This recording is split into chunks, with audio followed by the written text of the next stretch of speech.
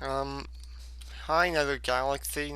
If if you couldn't tell from the audio quality, if it's any different, if you couldn't tell, I'm using a different recording thingy this time. So anyway, I decided to do a redo of that Mana Spoke tutorial with my voice in it this time. Hopefully my voice sounds better now that I'm using it editor that someone recommended. So let's get started.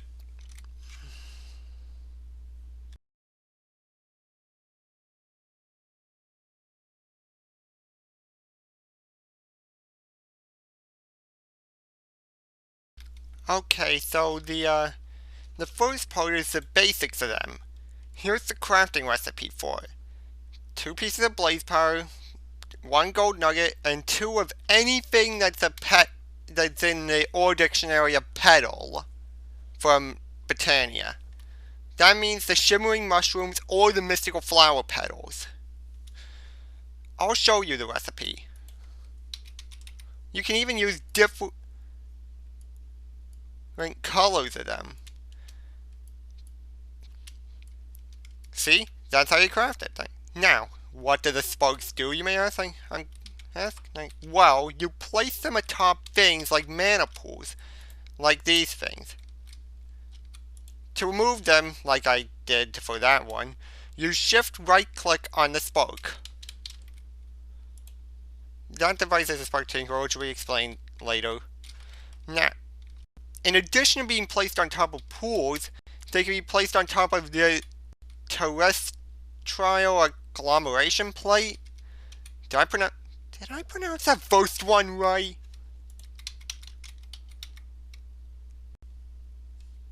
This one.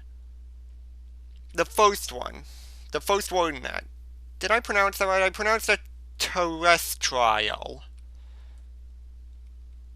Anyway, here's the recipe, but I'm not going to craft it right now. It can go on top of that plate thing or the enchanter. They can draw mana from. You can use mana spreaders, but using sparks is way quicker. It allows them to draw mana from when you use the plate thing. You need to create mana steel.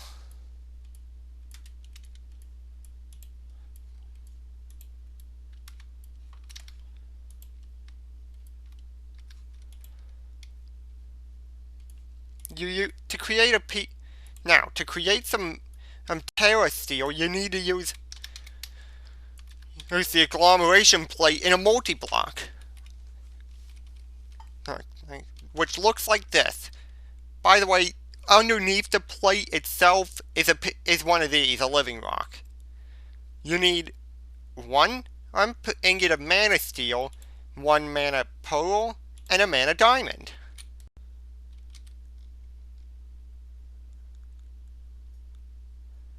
It draws from all the spark pools nearby that have sparks on them.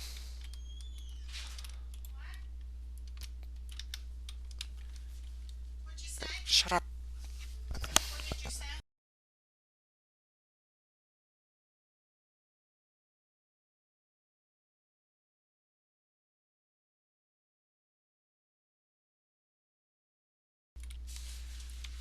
In addition to that, you can also use it with the enchanter.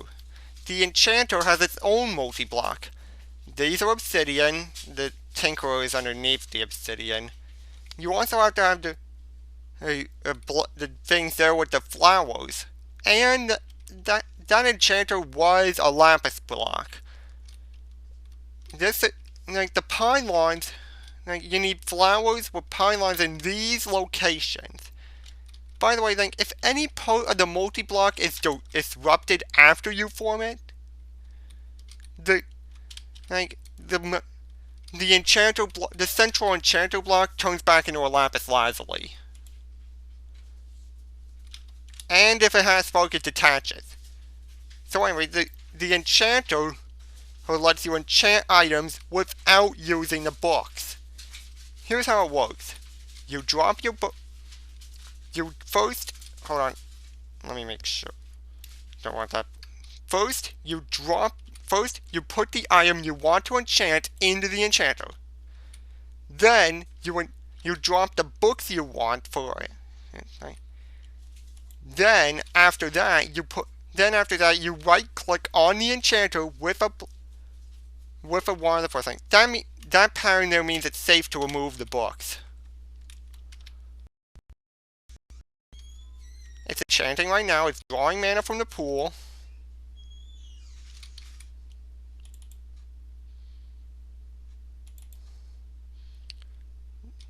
Like I said, I'll explain how to use that and everything. The enchant thing is finalizing.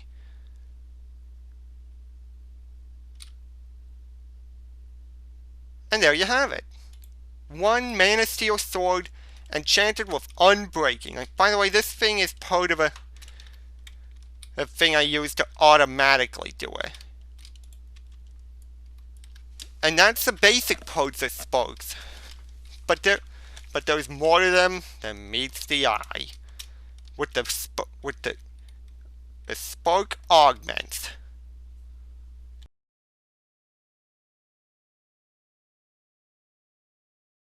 Now, with the spark augments, and they all share the same part of the recipe. A Mana Steel ingot and some pixie dust. The Mana Steel ingot you get by dropping an iron ingot into a mana pool. And keep in mind I have the low res thing and everything. See? Iron ingot, 2 Mana Steel.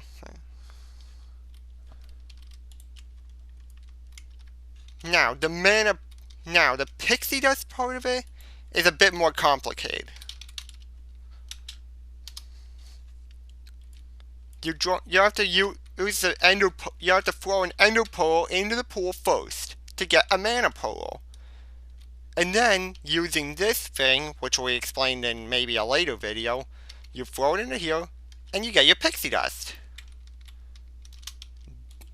That's how you get the 2 ingredients you need. Again, I'll explain how to use the gateway what's it later. Anyway, in addition to the Mana Steel ingot and the pixie dust, you also need one of these runes. Water, fire, earth, or air. They determine which one they'll be. Like, if you use a water rune,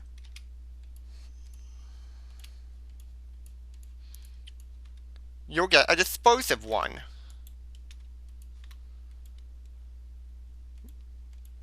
Fire gives you a dominant one. Earth gives you recessive. And air gives you isolating. I already crafted the dispersive ones, so I'll craft the rest of them. Fire is dominant.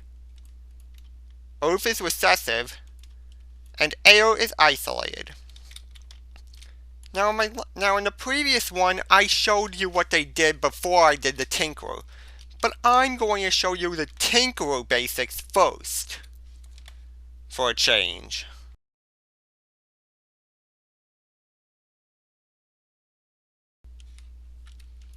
The Spark Tinkerer is a way to interact with the augments that are within mana pools. The recipe for it is 3 living rock, a piece of redstone, and 2 elementium ingots. Each. Now, the elementium, you run that through the gateway thing like I did with the pearl, but there's a bit of a catch. Trading just 1 ingot won't get you anything at the moment. You have to give 2 Mana Steel ingots for every elementium ingot you want. By the way, the Mana Steel elementium things work with the block forms of them. Here's how you craft it. Let me get a piece of redstone dust out of here. And that's it. That's how you craft the that's how you craft the Spark Tinkerer. Right. Now, how does the spoke tinkerer itself work? Well, its inventory is able to hold a single augment.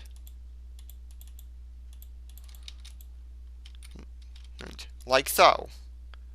If you right-click it while there's already an augment in it, it takes it out. In order to interact with the augments inside of it, you need to have something apply a redstone signal to it, like this. If there, by the way, then each pool can hold one spoke augment. To apply an augment to a spoke directly, just right-click the spoke with the augment in hand. If it already has an augment in it, it won't work. But that's where this comes in. And to remove a spoke augment from it directly, just shift right click it. If you shift right click an unaugmented spoke, it dismantles it, like I showed you earlier.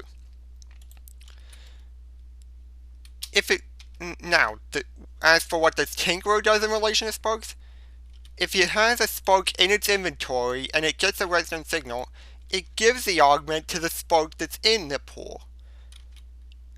Another redstone signal extracts the spoke from the augment from the spoke and puts it in the tinkerer. If there's an augment in both the tinkerer and the spoke, it switches them out.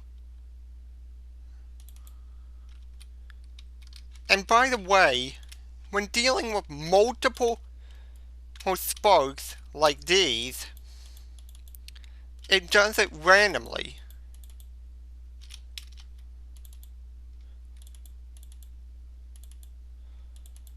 And it only does it with pools that have a spoke that doesn't match it. Like this one is isolated, and all of them except for the one on the right are recessive. And so when I apply redstone signal, it can only transfer to that spoke. But now that this one has a recessive and all the others are isolated, it can go to any of them.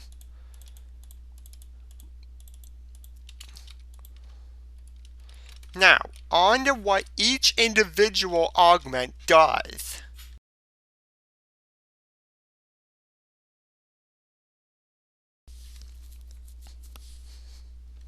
Alright, now, first off is the dispersive one. Alright,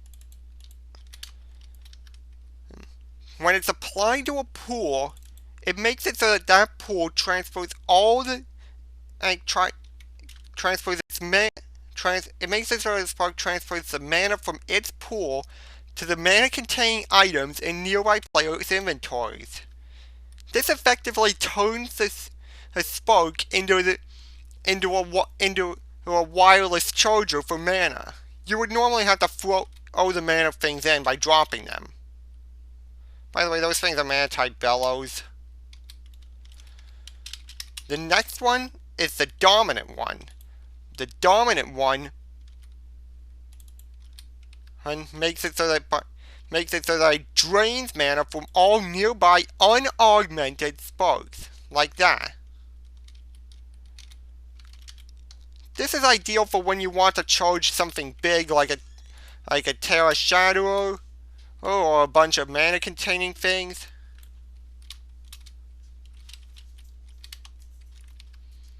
The recessive one is the opposite of the dominant one. It makes it so the pool transfers mana from its pool to all nearby unaugmented or dispersive sparks. The dispersive one was the first one I showed. This is ideal for something like this, the Elven Trade what's it, because that one requires at least 2 mana pools. And finally, the isolated one. The isolated one makes a mana pool unaffected by other dominant or recessive sparks. Although its mana can still be drawn from for the purposes of things like the enchanter and the plate. And that's it. Those are the oh, and also since since functional flowers draw from a nearby mana pool, you can do something like this.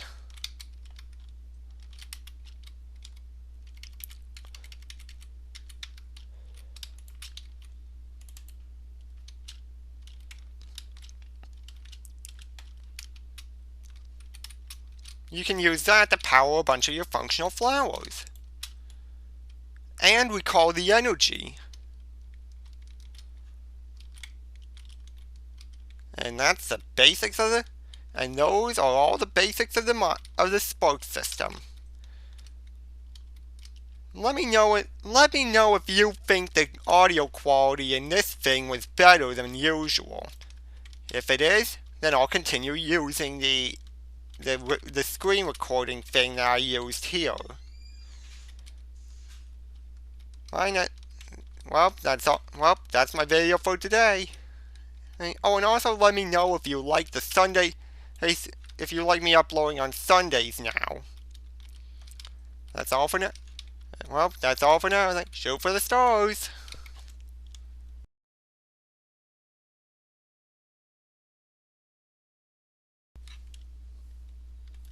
Oh, and actually, guys, you remember that surprise from yesterday's emergency video? Well, if you stick around a little while longer, you'll find out what it is. It's like, I forgot to mention that. Anyway, now ends the main part of the video. Be sure to like and subscribe and hit the bell, and also share it, especially with the surprise in store. That's all for. Shoot for the stars.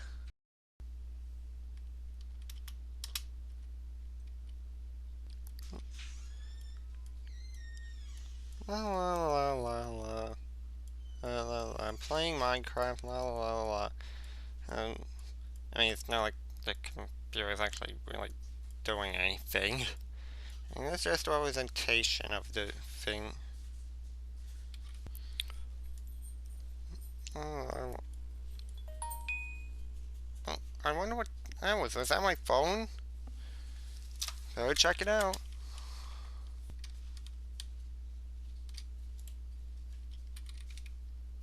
Oh, hold on. Let me get my goggles off.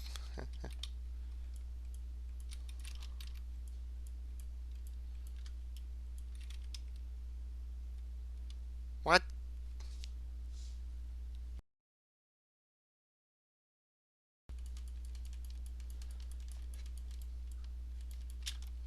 I gotta tell someone about this. Yay!